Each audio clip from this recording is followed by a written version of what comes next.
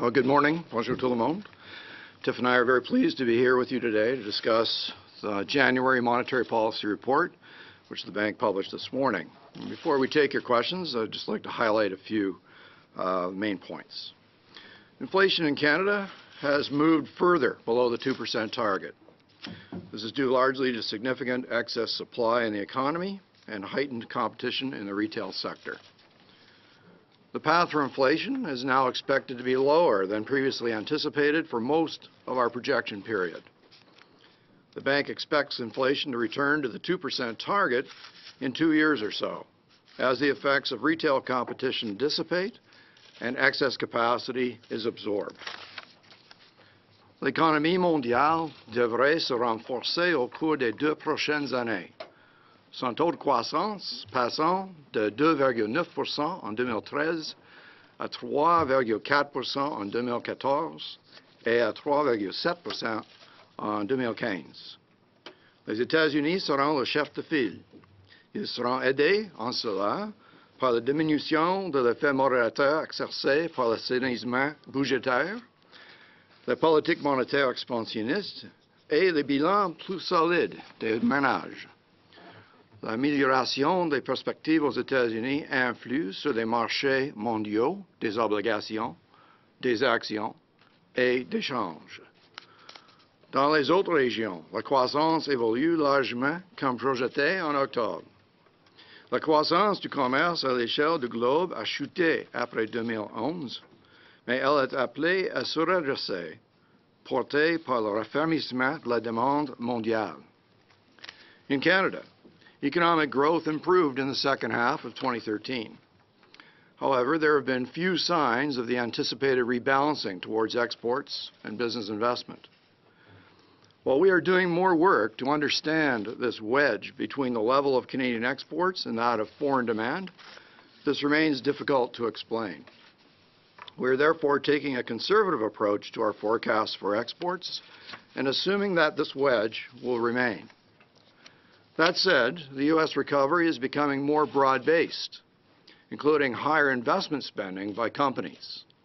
And that, as well as the recent depreciation of the Canadian dollar, should help to boost exports. This, in turn, should lead to stronger business confidence and investment here in Canada. Parallèlement, les données récentes cadrent avec les attentes de la Banque d'un atterrissage en douceur du marché du logement et d'une stabilisation de l'endettement des ménages par rapport à leurs revenus. La croissance du PIB réel devrait passer de 1,8% en 2013 à 2,5% en 2014 et en 2015. Cela signifie que l'économie retournera graduellement à son plein potentiel au cours des 2 prochaines années environ.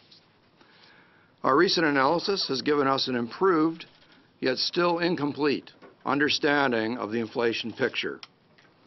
We now believe the effect of heightened retail competition will subtract about 0.3 percentage points from core inflation in 2014. This effect will be more persistent than initially thought. This finding, though, does not explain all of the weakness in inflation. And so we are exploring whether the output gap has a greater impact on inflation than previously believed, especially when that gap is persistent. This interpretation seems to be relevant for other countries as well as Canada. While increased competition will have a permanent effect on the level of prices, it will have a transitory effect on the rate of inflation. And as such, we believe policy should look through it. Although the fundamental drivers of growth and future inflation appear to be strengthening, inflation is expected to remain well below target for some time. And therefore, the downside risks to inflation have grown in importance. At the same time, risks associated with elevated household imbalances have not materially changed. And weighing these considerations, the bank judges that the balance of risks remains within the zone articulated in October, and therefore has decided to maintain the target for the overnight rate at 1%. The timing and direction of the next change to the policy rate will depend on how new information influences this balance of risks. With that, Tiff and I would be pleased to take your questions. I'm going to start with Randall Palmer. Governor, good morning. Given the greater emphasis that you're placing on inflation as compared to other factors such as the housing market, would it be fair to say that you are no longer neutral, but you are actually tilted to the downside?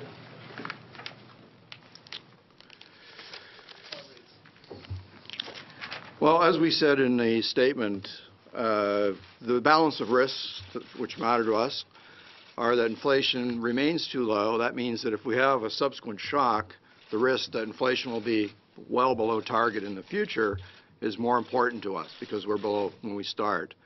And we must balance that risk against the risks of household imbalances worsening in this context. We balance these risks not just today, but in prospect. It's an important distinction. And on both fronts, we see reason to believe that the future balance of these risks will continue to improve. However, the data that have come in since our last report have shifted the needle a little, as you're suggesting, within that zone of uncertainty, if you like. And so we are more concerned about low inflation today than we were 3 months ago. So would that mean that you are more dovish than hawkish? Right, well, I'm just saying that these are the things that we care about, that the balance of risks has tilted slightly in that time period, but we remain in a zone that we can call neutral given the uncertainties that we face. We can't turn this into a precise engineering question. Thanks. And I apologize if I've missed your name, but we'll take a question from the side. Yeah, it's Malaman from Wall Street Journal. Governor, you've left out one phrase in the statement which says that the substantial monetary policy remains appropriate. Does that mean that 1% is not appropriate to stoke inflation anymore? And if data comes in weaker than you had expected, by the time of your next rate decision or the next MPR, that you will cut rates? Well, I'm not going to make a forecast on rates, but we are balancing these risks. There's a lot of risks in that analysis. And as I was just saying, that balance of risks has tilted just a little to the downside within a zone we would call the neutral zone. So right now, depending on data flow, we'd remain even-handed about what would be the next direction of move in interest rates. We are neutral, while admitting that the data flow in the past 3 months has been slightly negative for us on balance. That, I think, means that gives you exactly the reason why we chose to keep interest rates where they are. But the phrase that is not there seemed a little too sweeping, if you like, in terms of its appropriateness, given the shift in risks. I have a question as far as the Canadian dollar is concerned. You said in the statement that it's expected to help exports, but in your MPR, you say that it's still strong, and it seems like you're trying to talk it down. Or do you think you're under political pressure to do that? No. Thank you. We'll go to the gentleman beside you. Gordon Aceville. Going back to the earlier question, the changing of the statement wording and inserting timing and direction on the data that comes in. Now that is strongly going to be interpreted as a dovish statement. What's your characterization of that? Do you accept that? Well, I leave it to the markets to interpret in their own way, through their lens. They look at the same data as we look at. We're being transparent about the issues that we're facing and the analysis that we apply to it. And our bottom line is that we think holding interest rates where they are for the time being is appropriate while more data come to the table. The risks are balanced not just now, but we believe in prospect, which is a really important dimension to keep in mind. So it relies, since we are forward-looking, we have to be. You have to look at what the forecast is telling you And all those judgments and the bits of conservatism or the assumptions that one makes in doing that are all in play on the table. Not any one of those changes because the data come in differently. Then you have to start reevaluating that balance of risks. One more question. On the statement itself, too, you again mentioned the elevated household imbalances and that risk. Now, a number of commercial banks have lowered their mortgage rates. That doesn't seem to be helping your cause much. What's your opinion? Well, we believe pretty strongly that the household imbalances issue and the housing sector itself are headed for a soft landing. Mortgage rates, particularly 5-year mortgage rates, which are the ones you're talking about, are driven by market rates, not by the Bank of Canada. So that depends on bond markets. But Tiff, perhaps you'd like to say a little more about the underlying arguments about that soft landing. Sure. If you look at the housing market, it is moving into better balance. I mean, just to give you a few numbers, in 2012, housing starts were running at about 225,000 a year. They're now, we think demographic demand is about 200, so it was running above.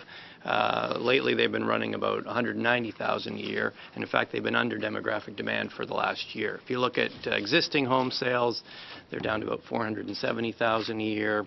That's roughly the 10-year average. So the housing market has come into better balance. Yes, prices remain high in many markets, although, as we highlight in the report, with the exception of Alberta that's getting a lot of immigration, the rate of increase of prices has come down in other provinces.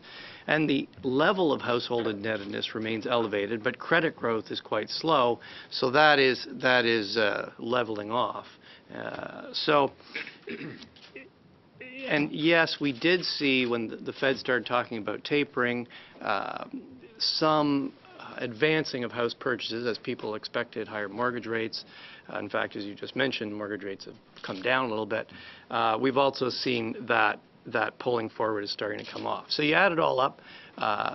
Are we still concerned? Yes, we're still concerned. We don't want to exacerbate household imbalances, but the market is moving into better balance, and prospectively, we expect that will continue. Thank you. And we'll take a question from... Governor, the statement mentions that the weaker dollar should help exports. And then in the MPR it says the Canadian dollar is showing persistent strength, and that there are still competitiveness challenges for non-commodity exports with the dollar where it is. It sounds like you're trying to get at something about where the dollar is versus where the economy is. What's the message we're supposed to glean from those statements? Well, I think it's helpful to refer you to Box 2 in the MPR, where what we're trying to remind people of is that really the Canadian economy is adjusting to two major shocks. The first, of course, being the post-crisis recession in the world, primarily in the U.S. from our point of view, and that's, we're gradually coming up out of that crater. But at the same time, as you recall, emerging markets remain strong, and so commodity prices continue to go up despite that weakness in global GDP. And as a result, Canada's terms of trade went up pretty substantially in the post-crisis period, reference point being, the average during the 1990s versus today, and for the past 5 years, is about 24–25% increase in terms of trade. And we know historically that the Canadian dollar would quite naturally adjust to shifts in the terms of trade, so up it goes during that period, during a time when, in the past, when we had a recession, normally the Canadian dollar would, it would go down as a bit of a buffer. And in this case, it did the opposite. So that creates those competitiveness challenges. It also creates an undercurrent of adjustment, as we refer in the box, which is in effect a two-speed economy where the resource sector benefits primarily from this combination of forces. And of course, other sectors, like the manufacturing sector, has a more challenging time. And the point of the shocks is to remind you that those things persist. The terms of trade, we're not forecasting terms of trade to go down in a meaningful way. But the Canadian dollar has come down a little from that peak period, And so naturally on the margin, that's going to be beneficial to the companies that found it a challenge. How much is a difficult question to answer, and indeed, this is one of the wedges we've talked most about, that our modeling of exports is proving to be quite difficult. But there's very little doubt that it's to a degree positive. The economy is globalized. Companies have, in effect, naturally hedged themselves a bit more with imports in their supply chain, those kinds of things. So their effect is less. So as I say it, the increase in U.S. demand is the most important thing. That's the cake. And if the exchange rate is going down a little and gives us that little bit of a marginal boost, there's your icing on the cake. Secondly, sir, last year, Minister Flaherty expressed some dislike of quantitative easing of printing money. It's something that's in your toolkit. Over the holidays, Minister Flaherty said that you would be under pressure to raise interest rates. I don't see that in this statement today. Given that you're supposed to be in regular communication with Minister Flaherty about the economy, how can there be this divergence about the idea of where interest rates should be heading? Well, it is, as discussed in the MPR, we do believe that the strengthening U.S. economy will lead to the continuation of the tapering adjustment from the Fed, as they have said. To the extent that quantitative easing in the U.S. is holding down still long-term interest rates, not sure by how much nowadays, because we washed out a bunch of that during last summer, but still probably some effect. And that would mean that as long-term interest rates in the U.S. and possibly elsewhere drift up as the world economy strengthens, that of course the Canadian bond market would react similarly. Maybe not exactly in lockstep, but similarly. And to me, that's the source, if you like, of upward pressure that may come to Canada. It would come through the bond market, and as we saw last summer, it was like on the order of 100 basis points. And it's eased off a little bit from that, and it would be that channel which would cause probably mortgage rates of the type we were talking earlier question to move up a little at the longer end in response to however the bond market behaves. Meanwhile, Canada would be looking, as we do now, at our inflation objective and asking ourselves, what do we need to do as policymakers to achieve that objective? And that's quite independent of what may be going on in global bond markets. Thanks. And Shirley? To the average Canadian who's seen prices go up quite a bit relative to their wages in recent years, it might seem that low inflation would be a good thing. Can you explain why it's a concern, and why does inflation have to return to 2%? Sure. There are a couple of reasons why we ended up choosing a 2% inflation target in the first place, and it's important for you to take that on board. But to me, the most important one is that it gives us a buffer. So you have it's low enough that it doesn't really distort much in the economy, but it's high enough so that when you're in, let's say, a state of normalcy, you have 2% inflation and you have interest rates that are above this. And when a bad shock comes along to affect the economy, you have room to maneuver as a policymaker to react to this, to lower interest rates, adjust to it, and then get the economy back on track. If the rate of inflation were, say, 0, just to have a thought experiment, obviously there would be a lot less room to maneuver because interest rates would start at a much lower place when the bad news came. So what we've discovered here is that, in fact, the 2% inflation targets, we were on 2%, very close to 2% for basically 20 years, a very credible targeting performance. When the global recession hit after the financial crisis, many countries found that there wasn't as much room to maneuver as they actually needed because the shock was so large. So that shock, we hope, is a very rare one. We still think that around 2% is the appropriate place to be ready for the next shock. And so if you are where we are today, which is significantly below target, it leaves you ill-prepared for any bad news that could happen. The shocks are shocks. We don't forecast them. And what would it be like? Well, if we were pushed into an equilibrium where inflation were going significantly below zero, deflation, then we would be concerned of expectations getting locked into a deflationary zone, where deflation would be defined as not just falling prices, but also falling wages at the same time. And just imagine what that would feel like with your mortgage still the same number. So that lock, that sort of what we call deflationary trap that one gets into, very hard to service your debt because your wages are actually going down when the debt stays exactly like it was. So this is how we would describe Japan's experience, and so it's not a good one. Last thing is that when we look at inflation, not all inflation is the same. So if in the retail sector we have increased competition, or and that comes in the form of say a more competitive logistics model that makes the benefits fall to consumers, that's unambiguously good inflation. If you like, disinflation, it's a better way to put it, a good disinflation.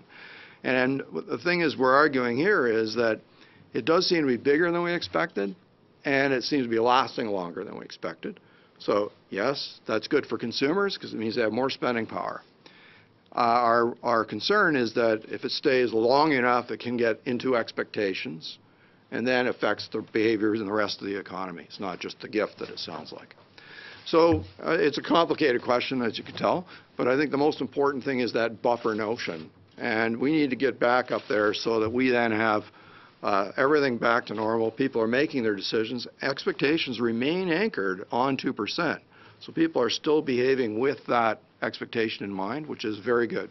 That's as it should be. That's our job to make sure that we validate those expectations as soon as we're able. And just your third last point about increased competition, which you talked about having a permanent effect on the level of prices, but it'll have a transitory effect Yes. on the rate of inflation. As such, we believe policy should look through it. Yes. In layman's terms, if you were speaking to a TV audience, what does that mean?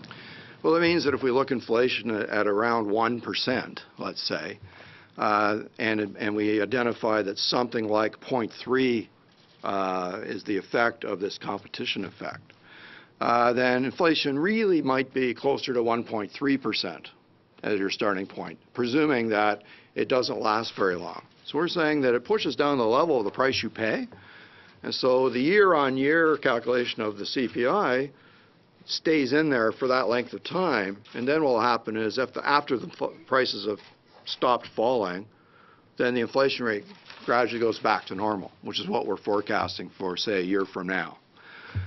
Sometime in early 2015, that effect would dissipate, and inflation will pop up by that 0.3 percentage points. That's all it really means. The consumer will still be paying those nice low prices that the competition delivered for them.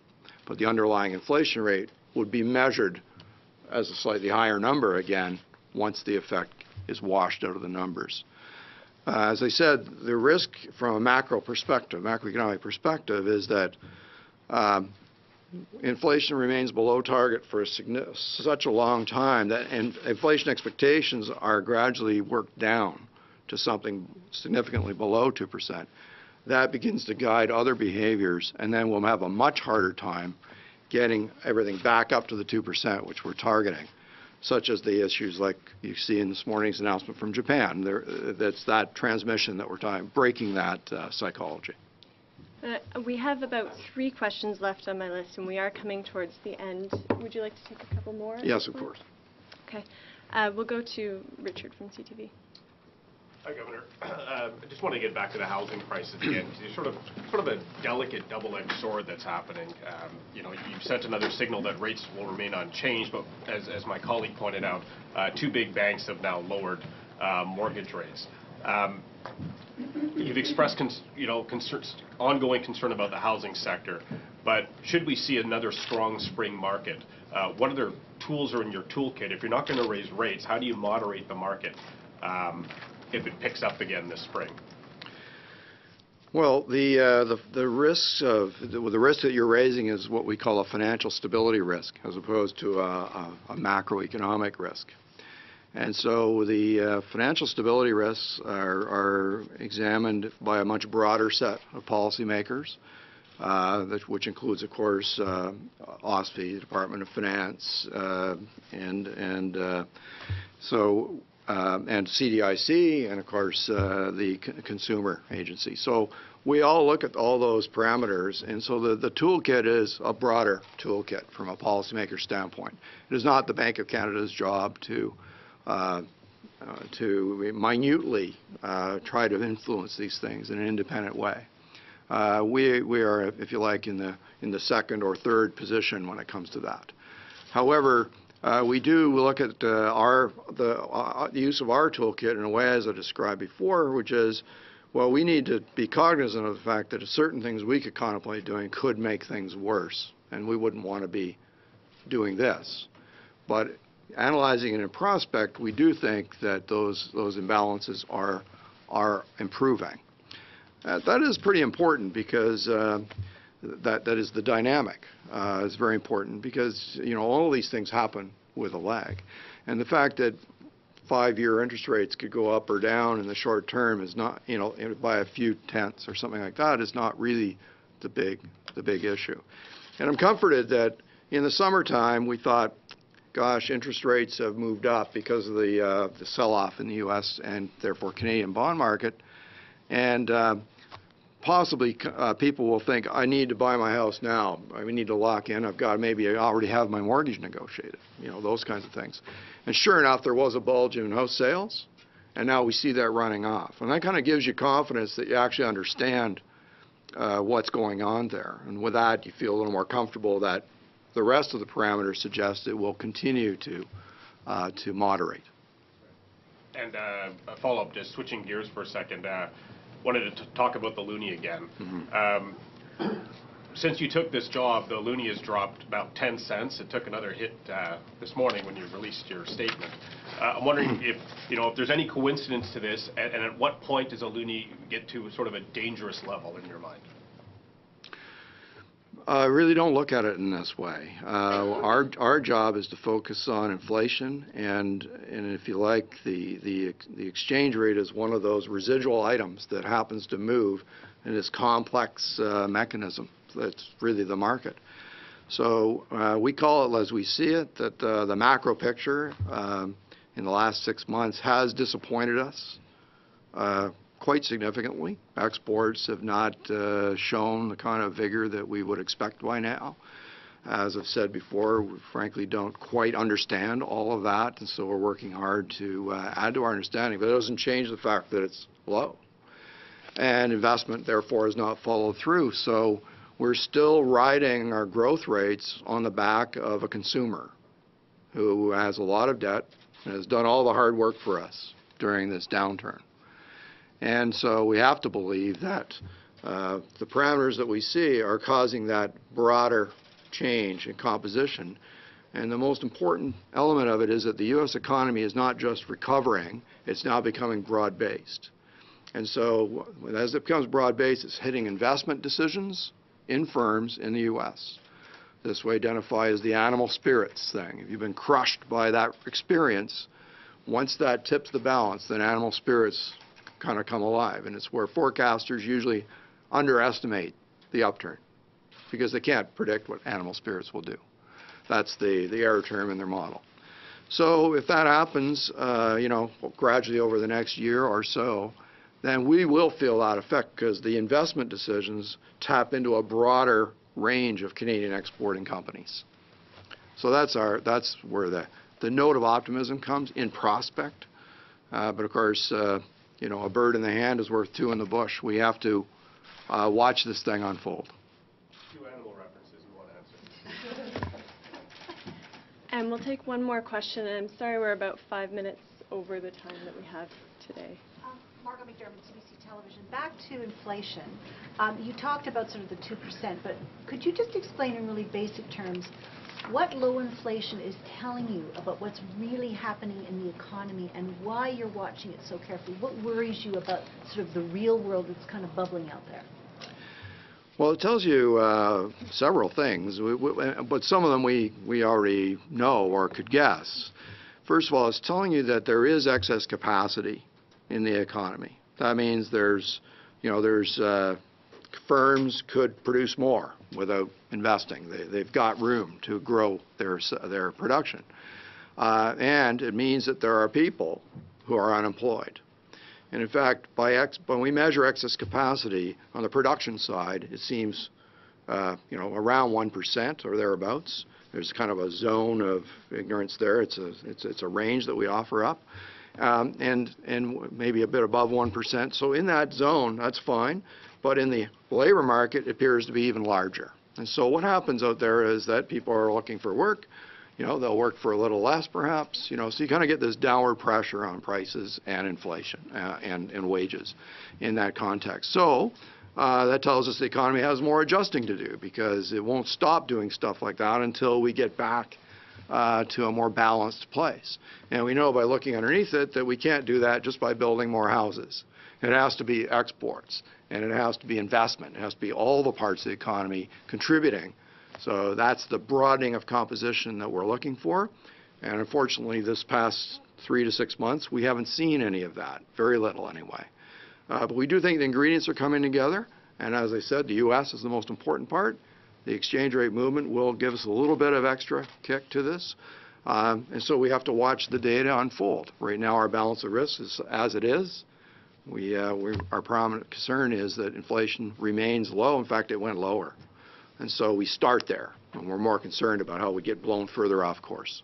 Does that help? Yeah, thank you. Thank you very much.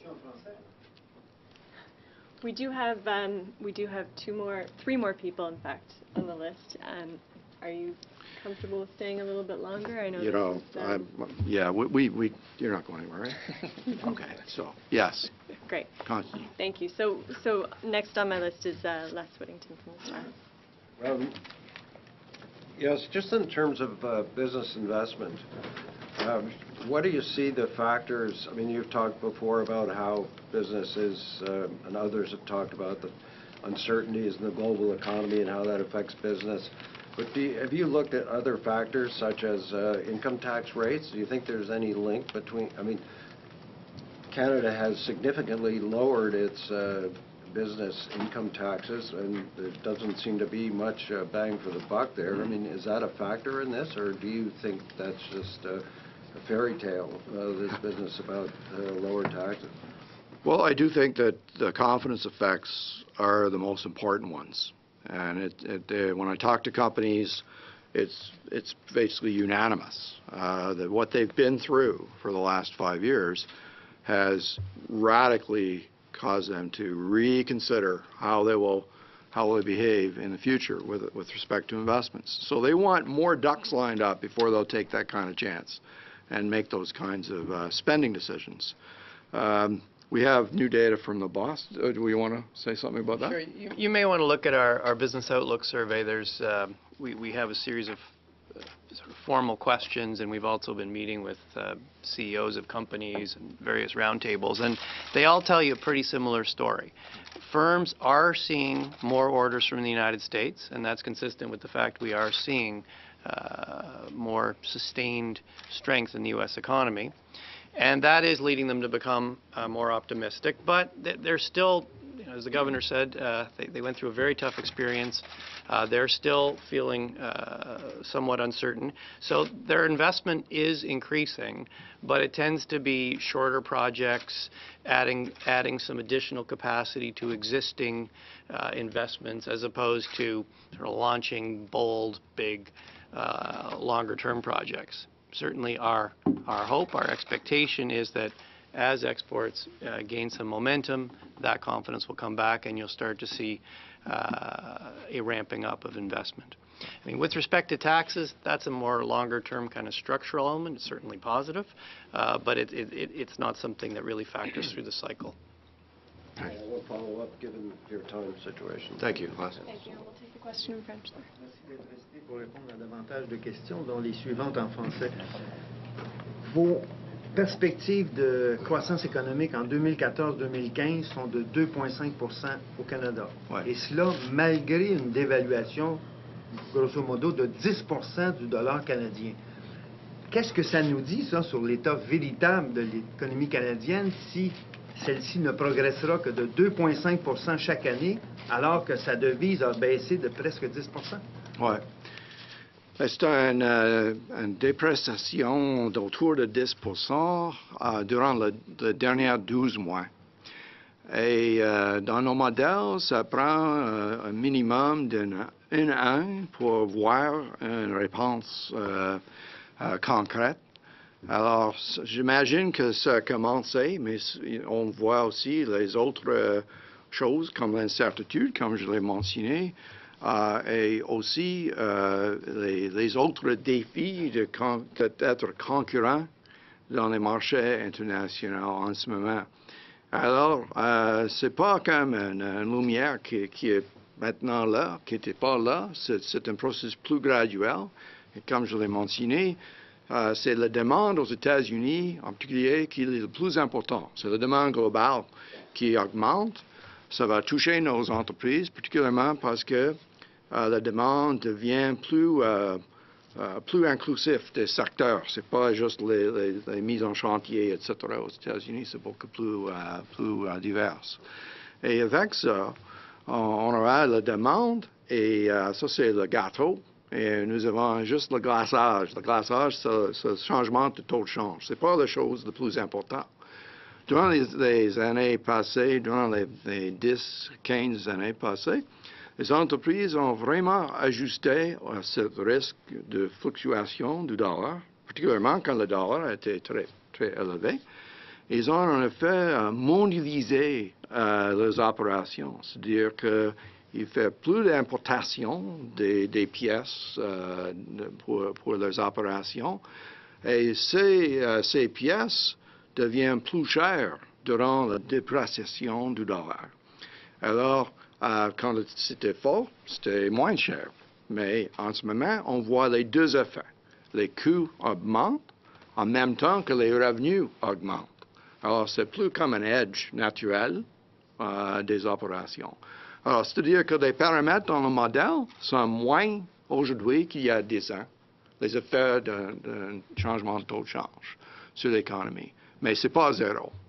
Et il faut attendre, simplement.